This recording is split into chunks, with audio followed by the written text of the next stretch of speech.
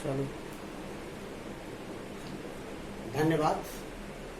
नमस्कार विद्यार्थियों, आज के YouTube चैनल में आप सभी का हार्दिक स्वागत।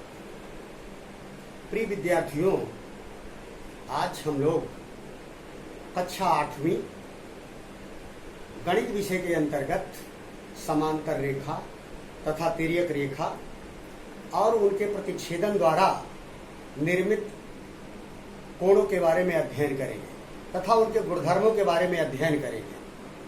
बच्चों, आप ध्यान दें, पिछली कक्षाओं में हम पढ़ चुके हैं कि समांतर रेखाएं कौन सी हैं, तिर्यक रेखा कौन सी है।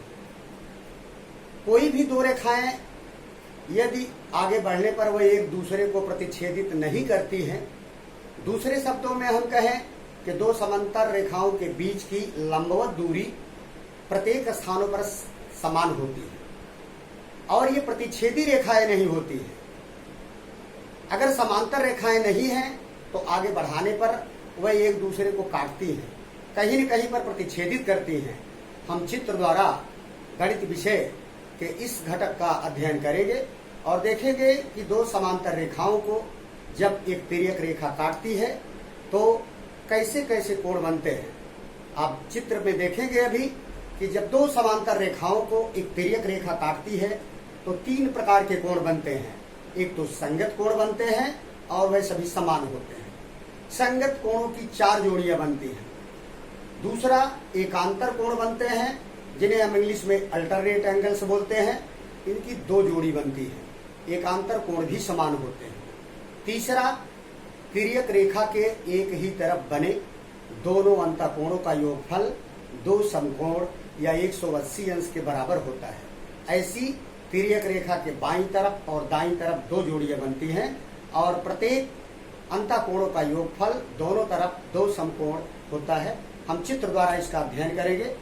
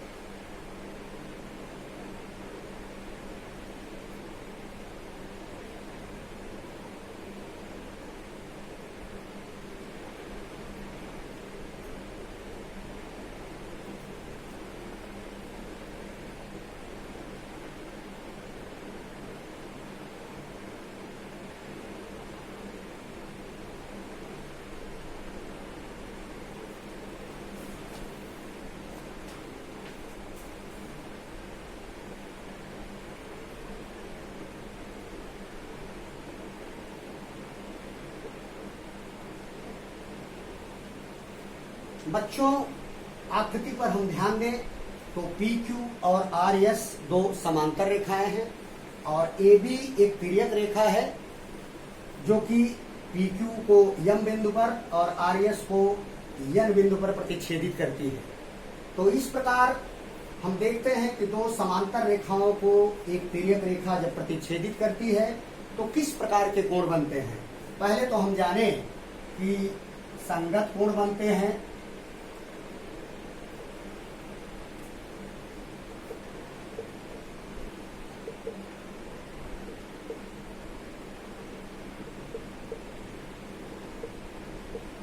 तथा इनकी 4 जोड़ियां होती हैं।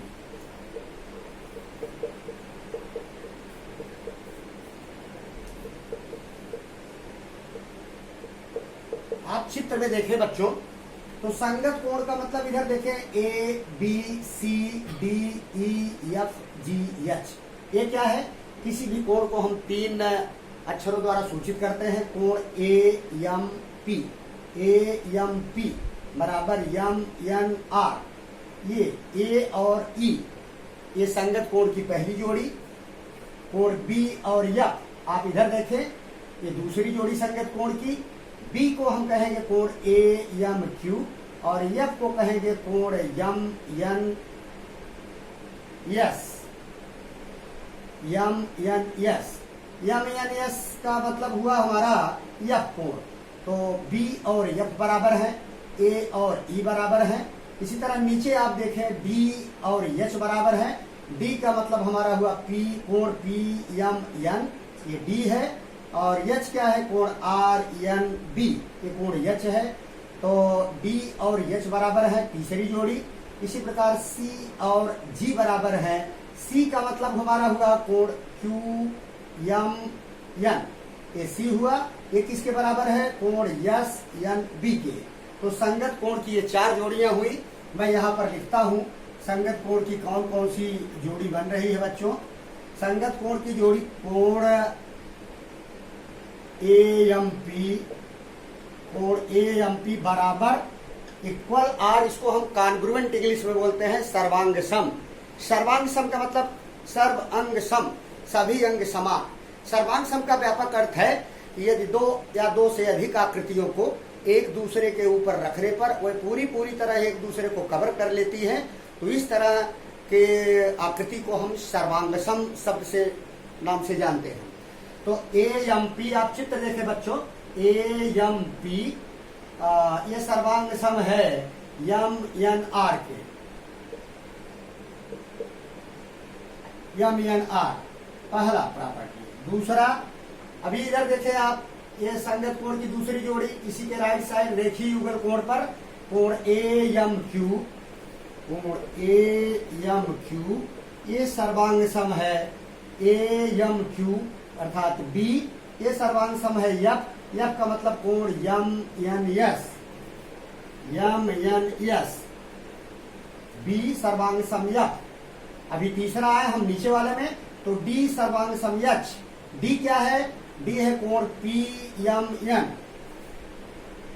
कोण पी एम एन ये सर्वांग सम है पी एम एन। ये डी कोण जो हो गया ये सर्वांग सम है एच के। एच का मतलब हुआ बच्चों आर एन बी, कोण आर एन बी। तो आप ध्यान से देखें तो संगत कोण की 3 जोड़ी हुई। चौथी जोड़ी सी, कोण सी बराबर कोण जी। सी को हम कहेंगे कोण क्यू एम एन, कोण क्यू एम एन सर्वांग सम क्यू एम एन। ये बीच का शब्द जो है कोण को इंगित करता है, वो क्यू एम एन। ये सर्वांग सम S N B, S N B के, कोण एस एन बी। अब आप देखें इसको हम शार्ट में कह सकते हैं कि पहला ए, कोण ए सर्वांग सम कोण ई, कोण ए बराबर कोण बी पहला। दूसरे को क्या कहेंगे, कोण बी, कोण ए सर्वांग सम कोण ई, कोण ए सर्वांग सम कोण ई। इधर कोण बी सर्वांग सम कोण एफ, कोण बी सर्वांग सम या बराबर कोण एफ। तीसरा देखें आप, डी सर्वांग सम एच, कोण डी सर्वांग सम कोण एच। और चौथा कोण सी सर्वांग सम कोण जी, कोण सी सर्वांग सम कोण जी। तो ये हमारा बच्चों जब 2 समांतर रेखाओं को एक तिर्यक रेखा काटती है, प्रतिच्छेदित करती है, तो संगत कोण की 4 जोड़ियां बनती हैं। पहली जोड़ी, दूसरी जोड़ी, तीसरी जोड़ी और चौथी जोड़ी, जिसको यहाँ पर लिखा गया है। हम संगत कोण के बाद आते हैं आगे। संगत कोण के बाद बच्चों 2 एकांतर कोणों की जोड़ियां बनती हैं। ये कोण जो है बगल में तिर्यक रेखा के एक ऊपर एक नीचे, कोण डी और कोण एफ, ये दोनों बराबर हैं। ये एकांतर कोण की पहली जोड़ी और दूसरी जोड़ी सी और ई के बराबर है। मैं इसको लिखता हूं। अभी संगत कोण की 4 जोड़ियां बनती हैं। अब आ गए हम एकांतर कोण की कितनी जोड़ियां बनती है। दूसरा, एकांतर कोण की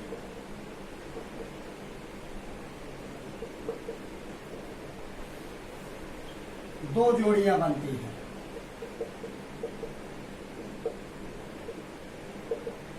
एकांतर कोण की 2 जोड़ियां बनती हैं और वह परस्पर सर्वांगसम होती हैं।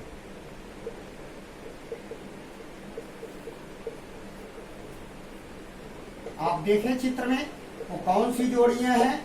नंबर 1, एकांतर कोण की ये डी और एफ। डी का मतलब बच्चों पी एम एन, कोण पी एम एन ये सर्वांग सम होगा। पी एम एन ये डी हो गया, ये एफ के बराबर। एफ का मतलब हुआ हमारा एम एन एस, कोण एम एन एस। ये कोण है अपना बीच वाला। ये इसको हम इस तरह कह सकते हैं कि कोण डी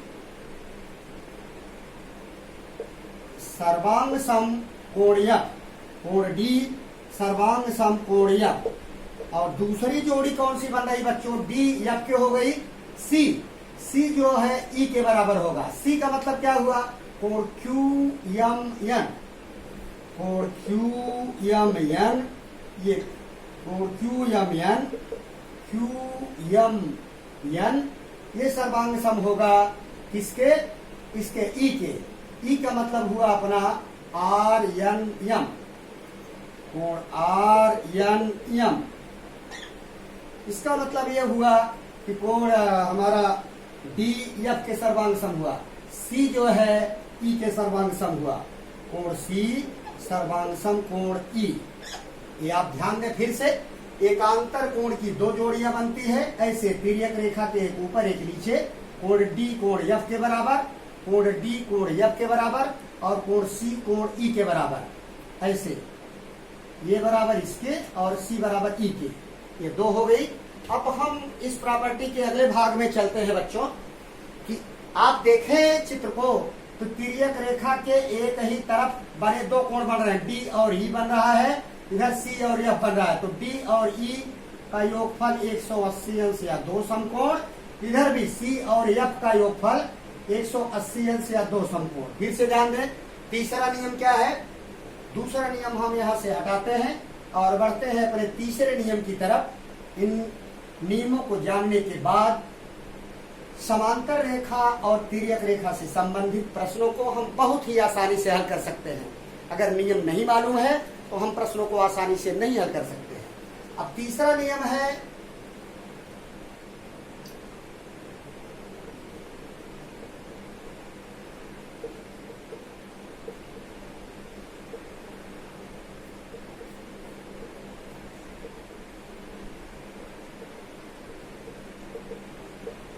तिर्यक रेखा के एक ही तरफ बने दो तरह से कोण बनते हैं बच्चों, अंतः भी बनते हैं और बाह्य भी बनते हैं।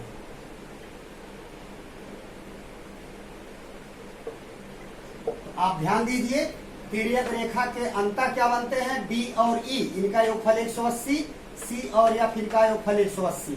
दूसरा बाह्य कोण कौन से बनते हैं बच्चों, इधर आप देखो ए बाह्य बन रहा है, ये ऊपर जी, ए और जी इक्वल होते हैं। इसी तरह से बी भी बाह्य बन रहा है और एच बन रहा है। ये दोनों ये शीर्षाभिमुख कोण की जोड़ी के अनुसार ये भी सर्वांग सम होते हैं। तो तिर्यक रेखा के एक ही तरफ बने दोनों अंतः कोणों का योगफल, तिर्यक रेखा के एक ही तरफ बने दोनों अंतः कोणों का योगफल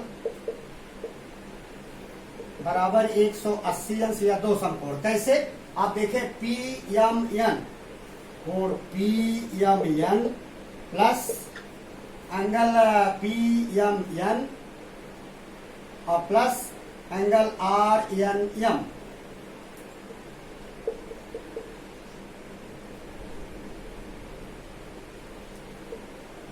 आप देखें पी एम एन का मतलब डी हो गया, आर एन एम का मतलब E, angle D plus angle E equal to 180 degree. Sum of both the two interior angles equal to 2 right angles. ये लेफ्ट साइड में हुआ। इसी तरह राइट साइड में आप देखें तो sum of these two internal angles equal to 2 right angles. क्या हुआ इधर, क्यू एम एन, कोण Q M N plus Q M N और एस एन एम।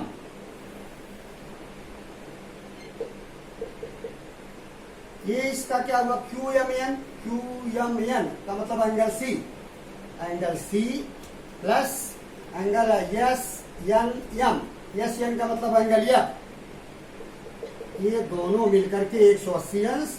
और बाह्य कोण आपका क्या कौन सा बन रहा है, आप देखें कि कोण ए एम पी बाह्य कोण, इधर आप देखें बाह्य कोण कौन कौन से बन रहे हैं, एक्सटीरियर एंगल्स, बाह्य कोण बन रहे हैं हमारे ए एम पी,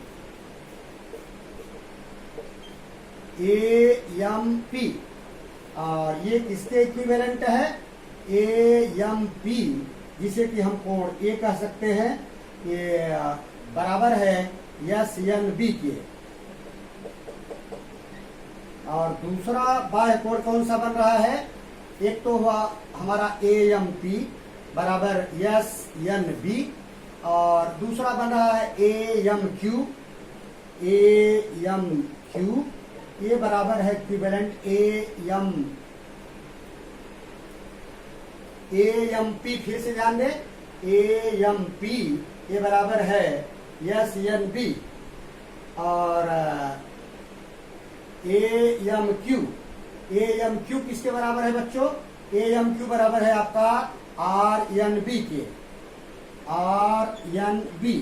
तो इस प्रकार ये बाह्य कोण बनते हैं, इनका ज्यादा उल्लेख कम होता है। ज्यादा महत्वपूर्ण की बातें हैं कि दो समांतर रेखाओं को एक तिर्यक रेखा काटती है तो संगत कोण बनते हैं, इनकी 4 जोड़ियां होती हैं, चारों बराबर होती हैं। दूसरा एकांतर कोण बनते हैं, इनकी 2 जोड़ियां होती हैं, दोनों समान होती है। तीसरा तिर्यक रेखा के एक ही तरफ बने दोनों अंतः कोणों का योगफल 2 समकोण होता है 180 अंश। इनके आधार पर हम अगले दिन अपने अगले पीरियड में हम इससे संबंधित समस्याओं पर अध्ययन करेंगे। बहुत बहुत सभी विद्यार्थियों का धन्यवाद। ओके।